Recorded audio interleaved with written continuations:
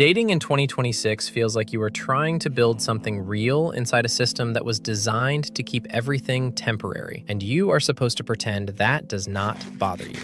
You are supposed to act relaxed about it, like it is normal, like it is just how things work now. But it does not feel normal when you match with someone and the conversation starts strong and you think, maybe this is different. And then you realize they are actively talking to multiple other people at the same time, and you are doing the same thing, because that is what everyone says you have to do. So nobody feels too invested and nobody feels left behind. And nobody wants to look like they are choosing too early, because choosing too early feels risky in a world where attention is everywhere and commitment feels outdated. And the apps make it worse because they are built around endless profiles, endless swiping, endless new faces appearing every time you refresh. And that constant access creates this quiet belief in the back of everyone's mind that there is always someone slightly better, slightly newer, slightly more interesting, one swipe away. So when something feels even a little bit inconvenient, people do not try harder, they just move on. And that is why ghosting is not shocking anymore. It is expected. You can have conversations that last for days, maybe even weeks, and it can feel genuine. You send long messages, you talk about music and work and childhood memories, you laugh at the same jokes, you plan to meet, and everything feels like it is moving forward. And then one day, the replies slow down, and you tell yourself they are busy, because everyone is busy in 2026. But then you see them active online. You see their stories, you see them posting, and you realize they are just not responding to you. And there is no message explaining anything, no closure, no conversation about why it ended. It just fades out. And that silence can mess with your head because your brain wants a reason. It wants a clear ending, but dating culture now does not always provide that, and so you are left analyzing everything, wondering if you said something wrong, wondering if you moved too fast, wondering if you were not interesting enough. And the worst part is that you cannot even fully blame them because this behavior has become normalized. Everyone has been ghosted, so everyone assumes it might happen again. So people protect themselves early. They do not invest fully. They keep conversations light. They avoid expressing strong interest too soon because nobody wants to be the one who cares more. And that creates this strange dance where two people who actually like each other act slightly indifferent, trying not to look too eager. And that performance becomes exhausting because you are not just dating the person, you are managing how you appear to the person, and that takes energy. Then there is the situationship trend where everything feels like a relationship, but nothing is defined. You go on dates, you spend time together, you share personal details, you may even sleep together, and yet when someone asks what you are, the answer is always, we are just seeing where it goes. And sometimes that is honest, but sometimes it is just avoidance, because labels create expectations, and expectations require effort, and effort requires consistency, and consistency requires intention. And in 2026, intention feels rare. People like the idea of connection, but they do not always want the responsibility that comes with it. They want companionship without commitment. They want intimacy without structure. They want the emotional benefits of a relationship, but without having to adjust their schedule or make sacrifices or have difficult conversations. So they keep things casual. And casual feels comfortable at first, but over time, it starts to feel unstable because you do not know where you stand. And uncertainty can slowly turn into anxiety. You start wondering if you should invest more or pull back. You try to match their energy, but their energy keeps changing, and that inconsistency drains you. Another common frustration is low effort, because effort is so visible now that when someone actually puts in effort, it stands out. Planning a real date instead of just saying, come over, making an actual phone call instead of only texting, following up after a good night, remembering small details you mentioned weeks ago. These things should be normal, but in a culture where distraction is constant, they feel rare. And because attention is divided across apps, notifications, messages, and entertainment, people get used to instant stimulation. So if a conversation slows down even slightly, they assume it is losing value. And instead of working through boredom or building depth, they just swipe to something new. And that habit turns people into options instead of commitments. And when everyone feels like an option, nobody feels secure. You also cannot ignore how social media changes everything, because now you do not just date the person, you date their online presence. You see how many followers they have. You see who comments on their posts. You see how they present themselves. You see their lifestyle curated in photos. And even if you try not to let it affect you, it does, because it creates comparison, and comparison shifts perception. You might meet someone in real life and feel a connection, but then you see their digital world and suddenly suddenly it feels bigger than you, and that can create insecurity, even when nothing is wrong, because everything is visible now. Dating used to happen privately between two people, but now it feels like there is an audience, even if nobody is watching directly. And that pressure makes people curate themselves carefully. They avoid looking too available. They delay replies to seem busy. They post strategically instead of honestly. And when everyone is optimizing their image, nobody feels fully authentic. It becomes harder to know what is real, and that uncertainty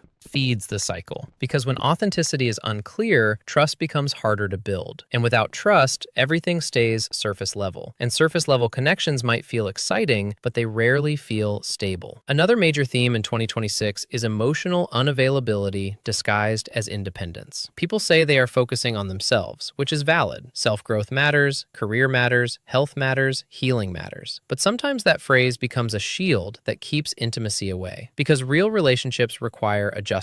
They require time, energy, communication, compromise, and not everyone is willing to rearrange their routine. So instead of committing fully, they keep relationships ambiguous. They avoid defining things. They delay conversations about the future, and they keep backup options just in case. And that just in case mindset changes everything. Because when someone believes there is always another option available, they are less likely to invest deeply in the one in front of them, and that keeps relationships shallow even when both people want something meaningful. And this environment creates dating burnout. People feel tired before anything even starts because they have been ghosted before. They have been left on red before. They have experienced mixed signals before. So now even genuine interest can feel suspicious. Someone might actually like you, but you hesitate to believe it because you have seen how quickly things can disappear. And that skepticism is understandable, but it also makes connection harder because if nobody trusts anyone, then nobody feels safe enough to be vulnerable. And vulnerability is required for depth, and without depth, everything stays temporary. So dating in 2026 is not impossible, but it is complicated by speed, distraction, and constant comparison. And if you want something real, you have to be intentional about it. You have to communicate clearly. You have to state what you want early. You have to value consistency over excitement. You have to choose depth over endless options. You have to accept that building something stable might take longer than chasing something new, and you have to understand that interest should not feel confusing if someone genuinely wants you. Their behavior will reflect that without you having to decode it. Because clarity should not be rare, consistency should not feel extraordinary, and effort should not feel like a surprise. The environment may be loud and fast and overwhelming, but you still get to decide what you accept. And if you decide you want something steady, something honest, something defined, then you do not have to lower your standards just to participate. And maybe that is the real shift in 2026. Not pretending the problems do not exist, but refusing to normalize them and choosing connection that feels clear even when everything around it feels chaotic.